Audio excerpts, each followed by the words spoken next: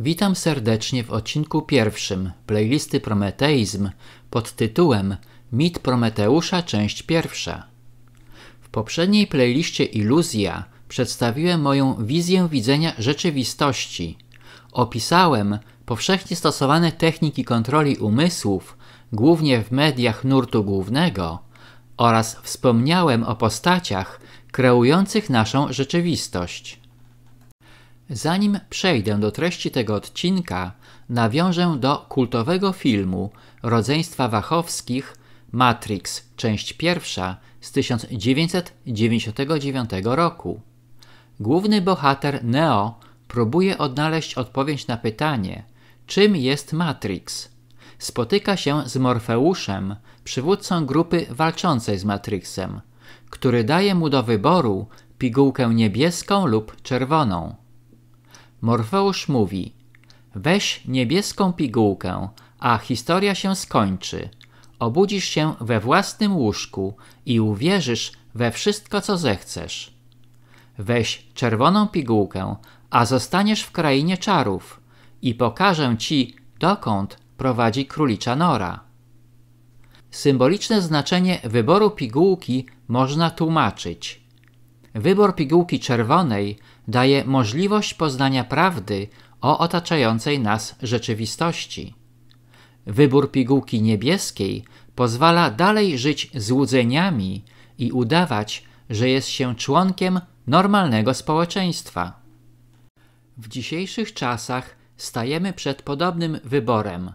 Czy chcemy żyć lekko i beztrosko, co akurat jest mało prawdopodobne? Czy chcemy poznać prawdę, której poznanie być może da nam szansę na prawdziwą wolność i godne życie? Oglądanie filmów na kanale Zamazane Obrazy to jak wybranie pigułki czerwonej.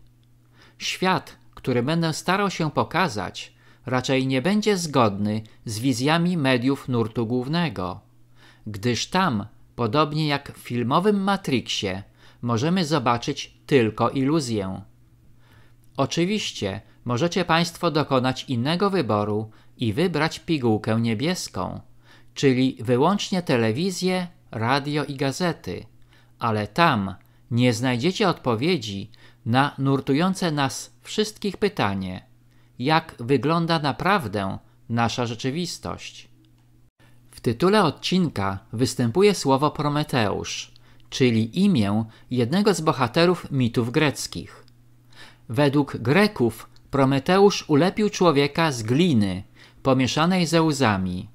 Duszę zaś dał mu z boskiego ognia, którego parę iskier ukradł z rydwanu boga Heliosa. Prometeusz dał ludziom ogień.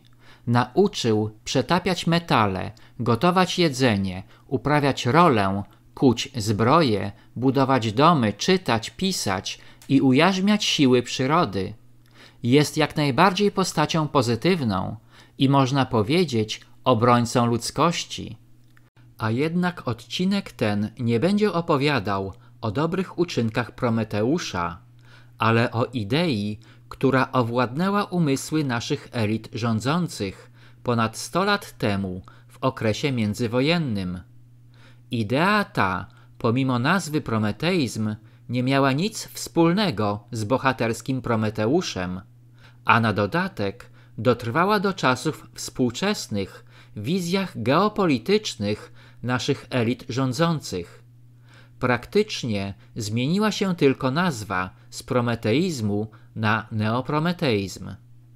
Prometeizm związany jest z pewnym trendem i ruchem politycznym, zapoczątkowanym w Polsce ponad 100 lat temu, ale pozostaje niezmienny w polityce naszej władzy, szczególnie od lat 80. XX wieku. Wiemy, że świat zmienia się nieustannie i myśląc logicznie, nasza polityka zagraniczna powinna też ulegać zmianom. Okazuje się jednak, że żadne zmiany nie następują, pomimo że prowadzona polityka nie jest zgodna z interesami naszego kraju, ale broni interesów obcych podmiotów. Taka sytuacja to wyraźna oznaka utraty suwerenności i pozostaje zadać pytanie, kiedy i dlaczego do tego doszło.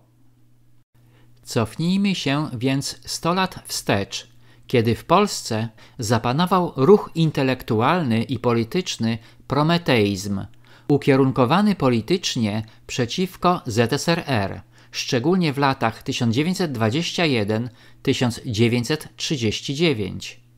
Można o tym przeczytać w pracy Tomasza Landmana z 2018 roku. Prometeizm jako założenie polityczno-ideologiczne w korespondencji polskiej grupy Prometeusza w Londynie w pierwszych latach po II wojnie światowej.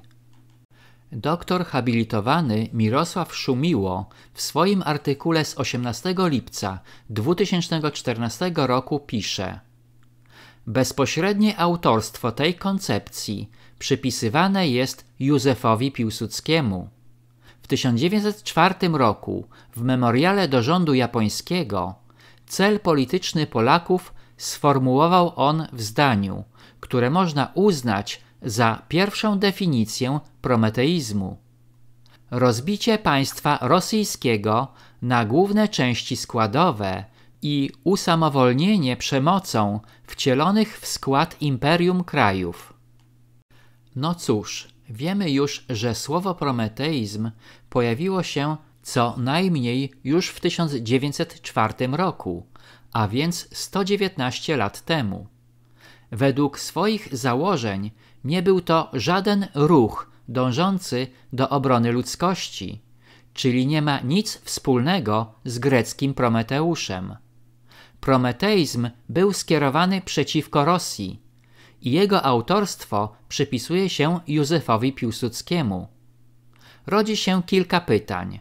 Czy naprawdę prometeizm powstał w 1904 roku? Czy faktycznie Piłsudski był jego autorem?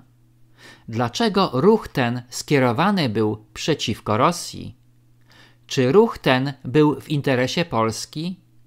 Czy był on również albo wyłącznie w interesie innych podmiotów? Na te pytania spróbuję odpowiedzieć w kolejnych odcinkach playlisty Prometeizm. Na tym zakończę odcinek pierwszy playlisty Prometeizm i zapraszam na kolejny pod tytułem Mit Prometeusza, część druga.